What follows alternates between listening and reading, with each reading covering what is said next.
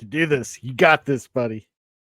Hey everyone, I am MSK, aka Master Swag King, coming at you guys today with another video. And in today's video, we are going to be talking about DC Comics' desperate attempt to actually compete with manga, which has been dominating the comic book industry. And it's actually just incredible how much manga has been doing it, to the point where one of the big two is thinking of, you know what, we're going to do a manga style idea coming up in 2024 for some of our most popular stories, compacted into just a manga style looking book, and that'll get people to get reinvigorated to buy our material again.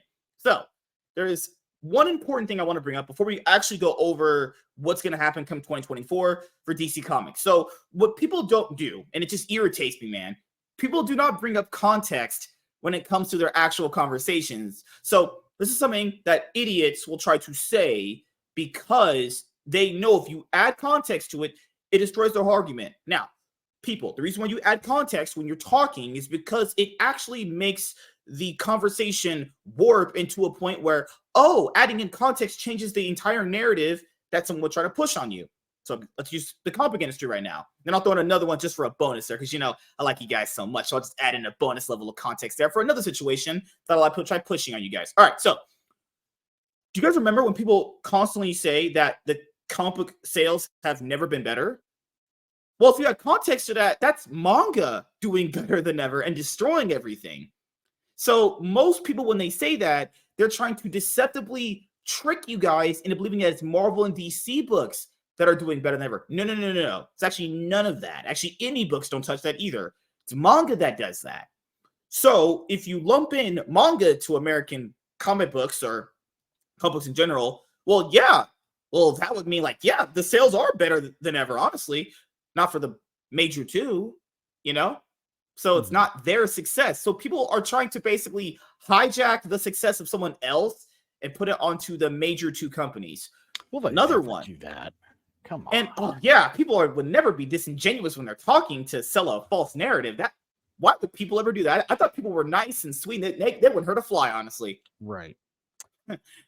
So another one is Captain Marvel. Captain Marvel came out in 2019. The sequel to Marvels comes out this weekend at the time I was recording this video, and it's probably going to end up bombing at the box office, and I just couldn't be more happy about that. But it's projected to be the lowest grossing Marvel movie of all time. Mm-hmm. Which will be a great segue into your explanation. Go right ahead, so sir. People love to bring up how Captain Marvel made $1 billion in 2019.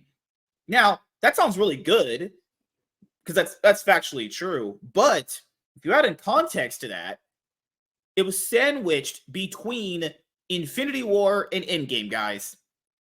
You see how just putting that in the conversation? In between. Brie Larson is straight, and I would definitely sleep with her. I would have a lot of sex with her. We had probably sex 5-6 times a night, probably. But as you guys know, adding context to that completely warped the entire conversation when you told it to people, because they tried to lump it making $1 billion with it being a good movie, and that movie's terrible. The movie's just straight up trash. But they try to just push that onto people as if, like, hey, you do know it only got that because it was sandwiched in between two movies. Because now, the reason why we know that, the sequel, which is currently out now, as you just mentioned there, is projected to be just not even box office opening weekend-wise, lowest grossing MCU movie ever. From opening weekend and ever.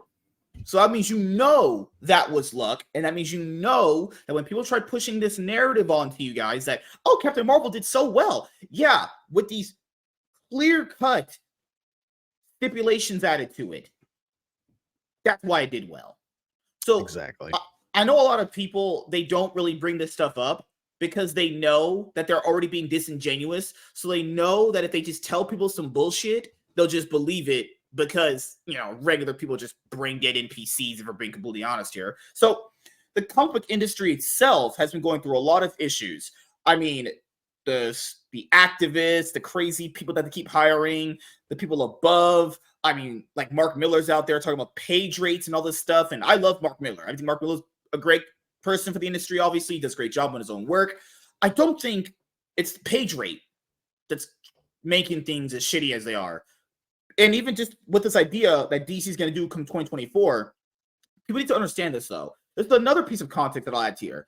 When James Gunn announced his DCU Chapter 1 Gods and Monsters Phase 1 video that he did earlier this year, he mentioned several stories that his movies and shows are going to be based around. And guess what people did, guys? They literally went on Amazon and bought them out. They had to do a second run of them.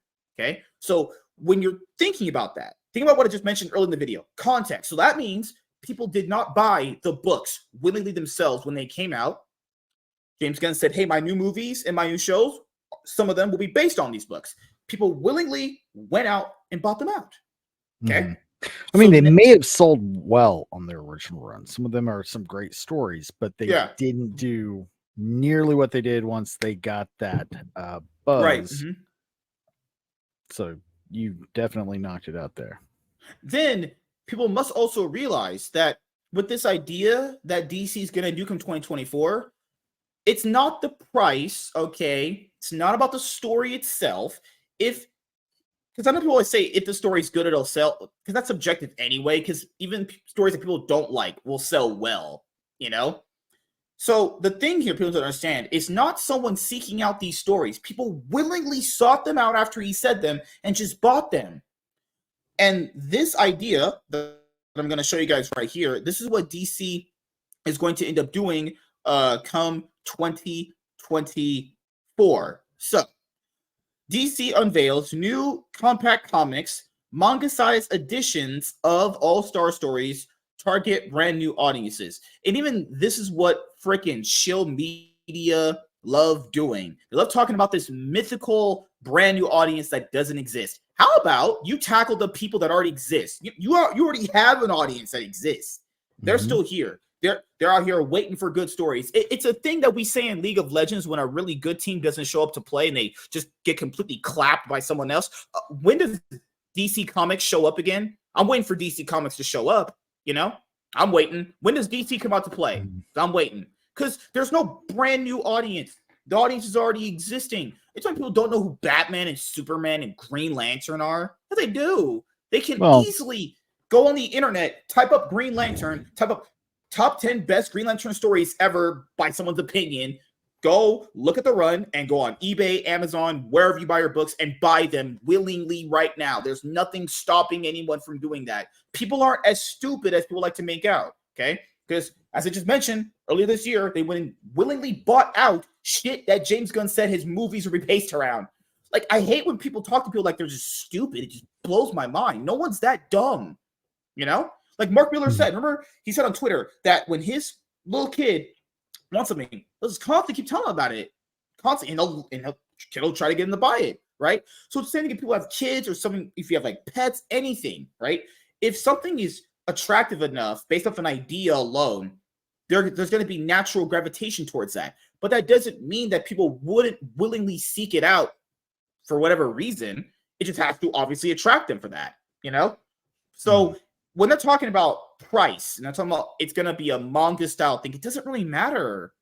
Like, it doesn't matter at all. Like, the story, you need to fix the stories first. Because all we're going to do with this, go ahead. They're missing the point when it comes to why is manga more successful than Western comics right now. It's because they tell better stories. The art doesn't have anything to do with it. The aesthetic has nothing to do with it. It's all about the stories. It's what people are wanting right now, originality. And that's what the Western comics, especially DC and definitely Marvel as well, are lacking. And instead, they're looking at it outward. They're looking at the box instead of what's inside the box. They're looking at like all this surface level stuff. And like, I don't doubt that if people saw these at Walmart come next year in June, or like Target or Barnes and Nobles, no one doubt that they would probably grab a few of them, you know? Sure. But that completely undermines that people could literally do that now. You can grab hardcovers and trade paperbacks of this stuff now. Like, and the thing here, people need to understand, if there's not always iconic stories attached to these kind of ideas moving forward, none of this stuff moves. Now, they could also, like you mentioned earlier, bring in stories that technically maybe didn't like technically sold well, but didn't sell well enough to continue more runs after that, like more single standard issues, right? Yeah. So because we're right here, because when people are gonna bring up stupid arguments here, people understand this. These are gonna be priced at $9.99, okay? Okay, the average floppy is like $5.99, depending on if it's on an annual or one of those special sized issues.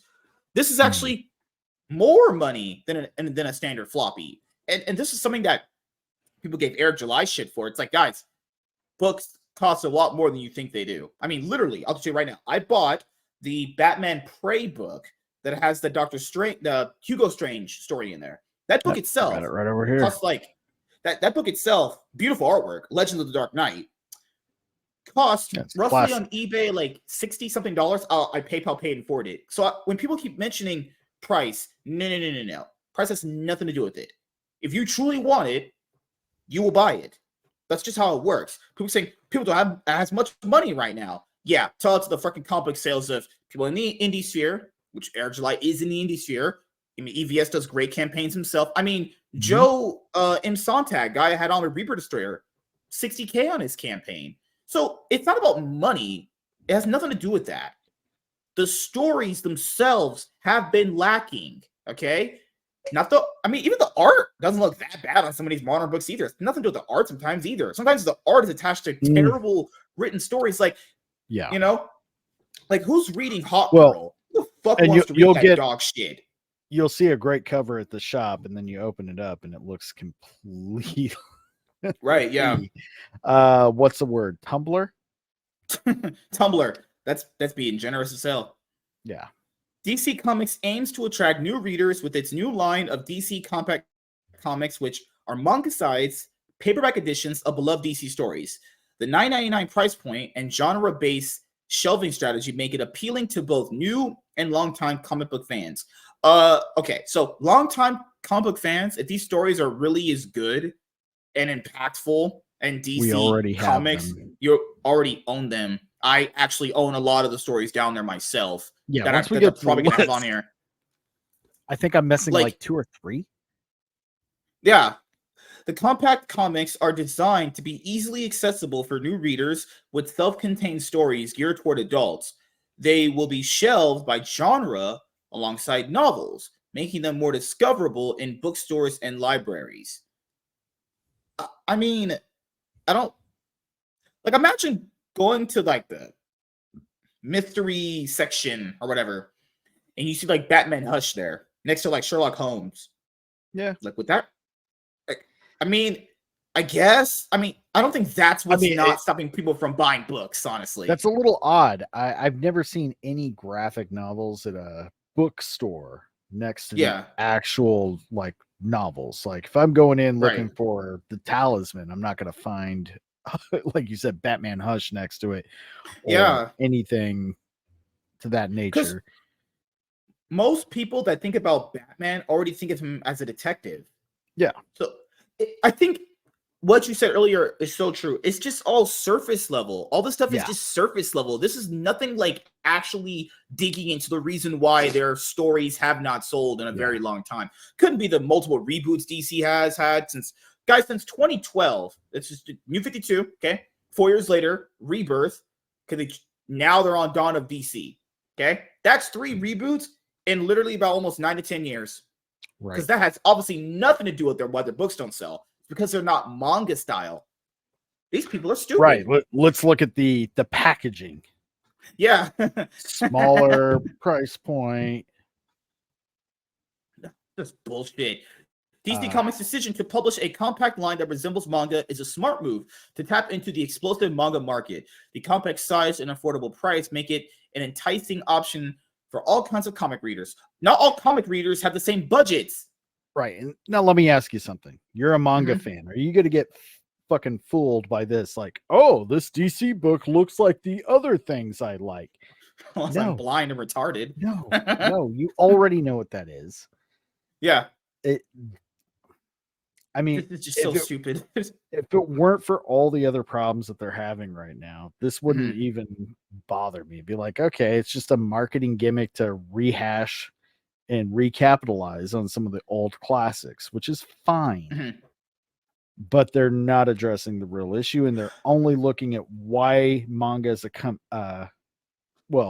spanking them in the fucking ass. I would say a competitor, but it's not. Yeah. They're destroying them. And it's Mhm. not the packaging, it's not the aesthetic. And if they don't realize that, there's nothing anybody can do for them. But DC Comics has announced a new line of DC Compacts comics, manga-sized paperback editions of beloved DC stories like, go figure, guys, Watchmen, All-Star Superman, who I have never read Far Sector. That should have honestly just been a Green Lantern. Could have just been Blackest Night, but whatever. Why do an actual story people know from Green Lantern? Let's just do one probably based around some random black girl and her black girl magic, right? And more. The size, shelving strategy, and $9.99 price point of the compact comics line will surely be appealing to new comic readers and longtime fans alike. That is such BS for longtime fans. Longtime fans already own this stuff and don't own the other stories at all if they already deemed them not good by general consensus. The reason why no one bought Far Sector, just go on a limb here, it probably wasn't that good. Okay? Longtime fans already were like, nah, I'm good. Going on sale in June 2024, DC Compacts comics are collections of self-contained stories sized to 5.5 by 8.5, which is the standard trim for trade paperback novels. Focused entirely on self-contained stories geared toward adult readers, the new line is new reader friendly and will be shelved by genre instead of among other graphic novels. Organized by genres like fantasy, thrillers, science fiction, and more, readers will be able to find DC Compacts comics next to their favorite novels in bookstores and libraries. The initial line, each priced at $9.99, will feature, I imagine, one of the best DC stories ever made, and created by Mr. Alan Moore. those are small. I didn't catch that when I read through this before. That sizing. Yeah. I mean, because like people, the genre thing isn't that terrible, but I mean, most people when they look at like comic book stuff, they're looking at it just through the lens of it being from like DC in general, Marvel, just whatever they have to offer in general. It doesn't really matter if it's grouped by thriller or science fiction. No. That I think that's just superficial nonsense right there.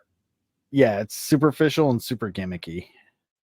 Just sorry, guys. Let me reload the tab just a second. There's a random ad there, just fucking with me. All right, so here is the list of books right here: Watchmen by Alan Moore, Batman: The Court of Owls by Scott Snyder. I have it. Also, Superman by Grant Morrison. I have that actually. Far Sector. Never fucking heard of it. Yeah. Your first line of Compacts comics doesn't even feature a Hal Jordan story. Good one. Good job. Nope.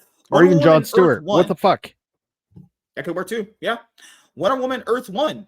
I never read this, but it's by Grant Morrison, so I will probably end up checking it out. Earth 1 is a great series, guys. If you haven't, check out Superman Earth 1 and Batman Earth 1. Both excellent. American Vampire Book 1. Also written by Scott Snyder and Stephen King. Stephen King is a moron for politically, of course, but book-wise, writer-wise, he's amazing. All right, will I check that one out? I'm totally interested in that. I'm not gonna buy it in a little tiny, know, manga aesthetic. I'll get it on hardcover. I'm not poor. I can get it. Batman Hush, one of the best Batman stories ever wrote, in my opinion. It's it's my personal top 10. Obviously written by Jeff Loeb, done by Jim Lee. I already own this guy, so I'll probably end up getting the 20th anniversary edition very soon. I think I have 3. That story is fucking insanely good. And fuck that animated movie. That shit is trash. Joker. Also, Long Halloween. They destroyed Long Halloween too. And I love Long Halloween is bad. They shit the bed with 2 of the best Batman stories ever and the told. Killing Joke too. The Killing Joke was not good either. For reasons we know why. Yeah. Yes. Definitely. Oh Lord. I've never actually read solo Joker stories. I've never heard anything bad about them. I just don't hear anything about them, honestly. I have that one. I'll show it to you later. It's decent. It's good. Brian Azzarello. Okay. Harley Quinn and the Gotham City Sirens. That's Paul Dini. Excellent. On there. Excellent. Paul Dini just doesn't miss. Miss. Catwoman, the Trial of Catwoman. Guys, I don't know what is with DC and pushing Catwoman solo titles. I imagine this shit doesn't sell by the thousands. This shit probably sells by the tens. I mean, like actual tens. Like they'll actually order 10 of these. Because who buys solo Catwoman stories? I'm saying some characters are just I've better gotten a alongside few, other but characters. Like, there, you know, man, I there hate that, have been man. some decent Catwoman solo runs, especially when you go farther back. Mhm. This one, I have to refresh myself to see what it is. I'm not sure if Right. that's one of them, but I'll tell you that most of her solo runs are pretty forgettable. Oh, goodness gracious. So that's Far Sector. I've literally never heard of this. Oh my goodness. A black woman Green Lantern.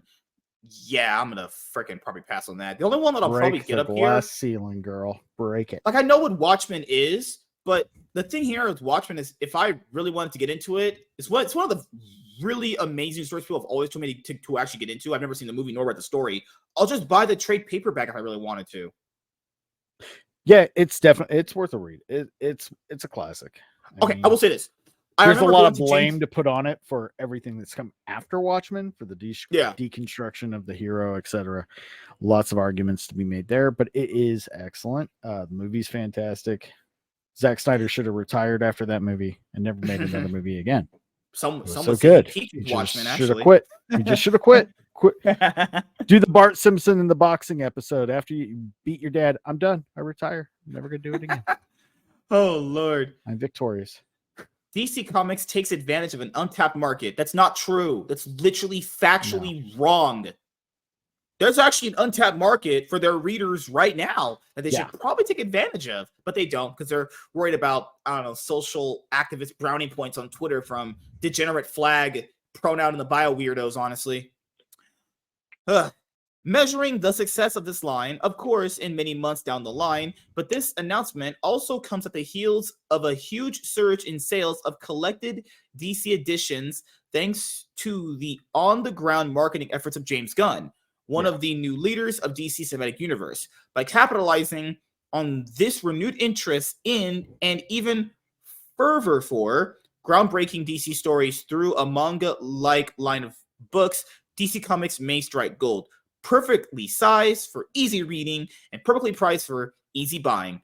DC Compact Comics will open even more doors for all kinds of comic readers. This is all just, good Lord. Screen Rant is good for some things, but holy mother of God, this might have been one of the most disingenuous articles I've ever read in my life. Who got paid to write this dog shit? Somebody got paid very well by DC because this is just an advertisement. The reason why they're saying it's going to be a great idea is that they're going to get review copies. I'd imagine they're not even going to actually read them or look at them. They'll just probably do a little video showing you the actual size of them. The only thing I'll probably get on here that I'll get on hardcover or trade paperback is Wonder Woman Earth 1 and Watchmen. The only thing I would probably be like that interested in. Everything else I literally already own and or not interested in. Yeah, I'm not interested in Far Sector.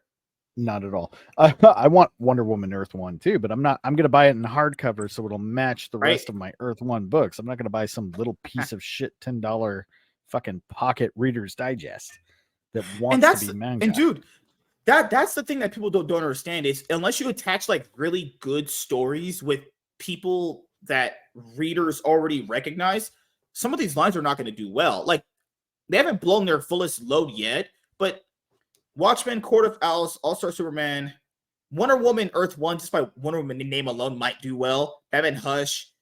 That's like 5 stories here, honestly, that people are just going to know from like name alone. What's the next line? People are going to have to they're going to have a mixture of known stories and somewhat oddly underrated one. Oh, guys, there's a reason why they're not including, I don't know, anything from like Dawn of DC actually right now. Yeah. I mean, Rebirth is not really included in this, honestly. I mean, some Rebirth stuff I imagine is good. I imagine there's some good stuff in New 52 and Rebirth, obviously. They're not even including anything that I know of unless I haven't heard of Far Sector. I mean, it could be good. I mean Lord. I will, retain judgment since I haven't read it, but they're not including anything that I know of other than maybe that from at least 5 years. 5 years. Like the only reason why to get these is to honestly just I would just buy these to give them to friends, so we could just probably just have like, we could do like reviews of them. Like it would be an easier way for them to just have it accessibly, so they could read it and we could just do reviews. That's the only angle that I see that I would ever get these for. And see, just for other people and not myself, honestly. I don't hate this idea. There's nothing wrong with it. Yeah. What's wrong with it is the idea of it, them thinking, oh, we can take back take everything back from manga just by repackaging our good stuff in a manga package with a manga price. That's not going to happen. Oh, and the last thing I want to bring up is this just puts more stuff on stores to potentially sell really well of, or have just a load of unsold stock just sitting there. That Far Sector manga style book they're going to be making, you'll never not run out of them. They will always be stocked whenever this comes out next year, actually. Yeah, they come out in what, June? Yeah. It's summertime. So maybe you might see a bump in sales. By fall, Far Sector will probably be $4.99 at Zia's, the clearance rack. I could literally see people on eBay just selling those for like $3 for like $10, actually. Yeah. 3 for $10, not you buying one for, individually $10. I mean, the idea is all right, but just the level of disingenuousness that they're going on about just what this is trying to do it's just so bad. Like, I can't believe they're this actually incompetent. They actually think the reason why people haven't been reading their stories is because they're not manga-like. That's retarded. Yeah. That's so fucking stupid. Because of the packaging, the aesthetic, nothing about anything else. No. Well, yeah, if we just throw our good old shit into a manga package, you know what that manga does? Kids, they won't know the difference. Fuck. Like earlier, I mentioned that something wasn't from New 52. Obviously, Court of Owls is from New 52, so I misspoke there. Yeah. But I will say this. This just goes to show people that even they are subtly kind of saying that we fucked up in a certain way of like, hey, remember when we actually gave you good shit? Remember like Grant Morrison? Remember like Alan Moore? Remember Scott Snyder? Remember those good writers we had at one point? Yeah, we do too. That's what all that shit is. It's just member berries in a fucking pretty box. And Alan Moore wants to take his royalty checks and send them to buy large mansions. Of course he does. Of course. Yeah. There's a reason why I just can't follow some of my favorite writers ever on Twitter, because you guys are just actually morons. You guys are just actually stupid. You guys' brains are actually fried. Just write stories and just do that. What's crazy that I will bring up with that manga has it that this doesn't is I don't even know the politics of Masashi Kishimoto, Inuyasha, my favorite anime of all time. I don't know that lady's politics, nor do I really care, honestly. Does anybody know what Akira Toriyama's politics are? You don't, because all you care about is Goku turning Super Saiyan. That's what you all should care about, right? That's what really has soured people on buying mainstream comic books. Everyone and their creators and the writers and editors have a Twitter account. They just clock their phones back and go put it a link. And yeah, that's not good, honestly. I mean, it's one of those things where this could be a very great idea, honestly, but just the way they're going about it is just so wrong. This is not the reason why the stories don't sell, guys. This is whatever that bullshit they're selling you is stupid. But the stories don't sell because they're not written very well. They're just bad. They're just cringe self-inserts of weirdos with fucking talking about pronouns and their don't know what type of gender they want to be and all that nonsense. I want to read about DC, that in my book. we can look at Vixen, we can look at Tim Drake, the Jonathan Kent, Iceman, right? Alan Scott. Going to Marvel. Yeah, Alan Scott. Right now, please buy my book to own the Chuds. How well did that go? Not well at all. Not well at all, to the point where, we have those sales charts for what stores are ordering. And the reason why I preface that stores ordering them is because people need to understand stores ordering the units are in the 50, 60K or whatever, right? That's not physical people buying the books, okay? So then you must also understand that the stores themselves were like, nah, I know that's not going to sell. Because stores probably are running out of space with all this product that they cannot sell. And when someone is going on Twitter like Tim Sheridan does and basically just putting his foot in his mouth, yeah, that probably doesn't help either. I just would imagine that doesn't help very well in selling your book. And he got fundamental knowledge of the Green Lantern wrong in his video. And then guess what, guys?